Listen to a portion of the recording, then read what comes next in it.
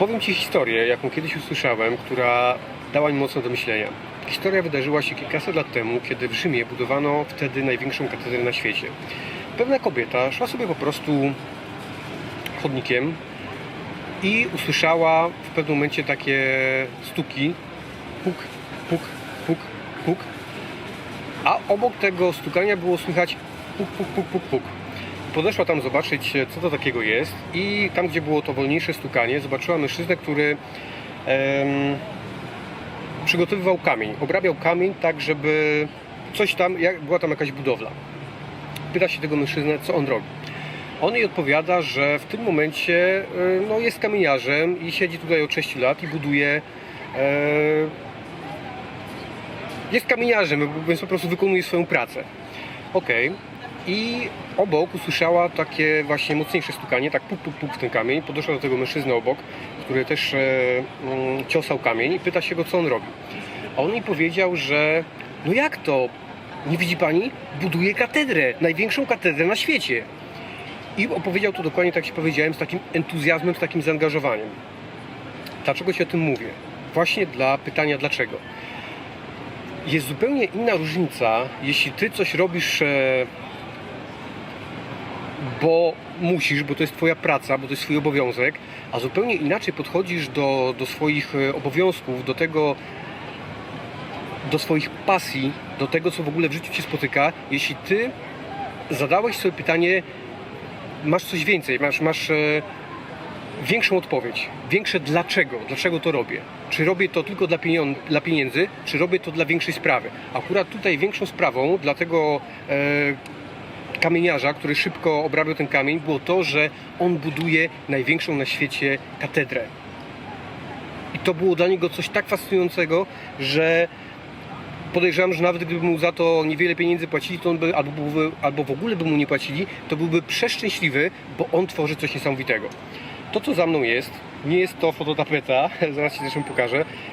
To jest największy budynek na świecie, najwyższy budynek na świecie, w Dubaju. Jestem tu pierwszy raz, jak to zobaczyłem, to po prostu byłem w ciężkim szoku, co człowiek jest w stanie zrobić. I mogę sobie zadać pytanie, dlaczego oni to wybudowali, bo mogli, ale ludzie, którzy to tworzyli, musieli mieć naprawdę wielką pasję, bo tworzyli największy budynek na świecie. Chcę Ci też powiedzieć o takim panu, który się nazywał Kennedy, prezydent Stanów, który to postawił tak naprawdę Stany na nogi. Dlatego, że w pewnym bardzo znanym przemówieniu powiedział do Amerykanów, że ma pewną wizję, że ma pewien plan. Tylko, żeby go zrealizować, to będzie potrzeba, żeby każdy Amerykanin mu w tym pomógł. Żeby każdy pomógł mu w tym marzeniu, żeby to było marzenie ogólnonarodowe. I powiedział, wyślemy człowieka na Księżyc.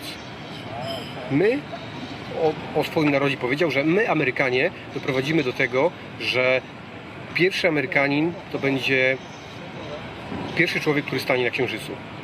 I ta wizja, to marzenie, to wielkie dlaczego było tak ogromne, że gdybyś się zainteresował i popatrzyłbyś na statystyki, jak się zaczęły w tym momencie Stany rozwijać, to po prostu nastąpił szok. Bo ludzie naprawdę w całych Stanach zaczęli właśnie w ten sposób na to patrzeć. My budujemy coś niesamowitego. To nie jest tylko kwestia, prezydent nam powiedział, pracujcie, bo nasz kraj będzie się lepiej rozwijał. To nie tak. Każdy w Stanach wtedy zaczął się o wiele bardziej przykładać do swojego zajęcia, bo mieli wielkie dlaczego. Mówię Ci to, żebyś się zastanowił nad tym, co Ty robisz w swoim życiu, jakie Ty podejmujesz wysiłki. Czy jest w Twoim życiu takie wielkie dlaczego, żeby coś osiągnąć? Tak przy okazji, jest godzina 23, jest tutaj 34 stopnie, ze mnie się leje woda. Opowiem Ci jeszcze jedną historię. 100 lat temu był taki pan, który się nazywał Langley, który to miał plan, chciał być sławny, chciał być bogaty, i to było jego dlaczego. I zaczął, miał potężnych inwestorów miał najlepszych inżynierów, naukowców po to, żeby wybudować samolot. Wtedy nie było samolotów. 100 lat temu nie było samolotów. Trzeba było je stworzyć. Więc ten Langley zgromadził ludzi, zgromadził pieniądze po to, żeby on był tym pierwszym człowiekiem, który stworzył samolot, który pierwszy tym samolotem przyleciał, żeby po prostu on patrzył na to pod kątem sławy, pod kątem pieniędzy. A kilkaset kilometrów od tego jego ośrodka badawczego było dwóch braci, bracia Wright. To byli bracia, którzy mieli ogromną pasję, mieli ogromne marzenie, mieli wielkie dlaczego. Byli po prostu miłośnikami latania i oni chcieli stworzyć właśnie samolot. Nie mieli pieniędzy, nie mieli takich środków, nie mieli dostępu do naukowców najlepszych, ale mieli wielkie dlaczego. I oni mieli tylko warsztat, mieli pieniądze z tego, że w tym warsztacie naprawiali rowery.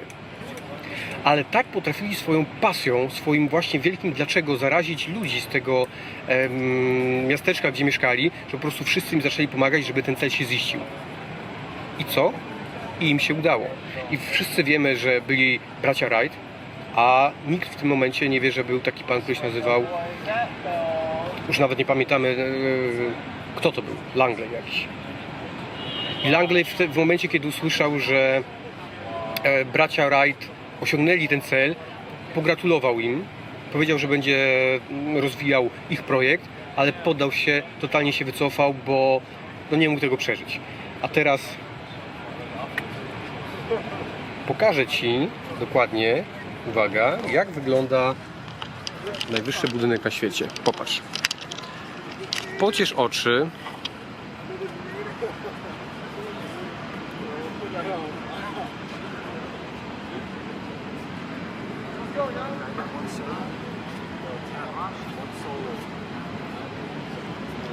To ja idę go jeszcze dotknąć.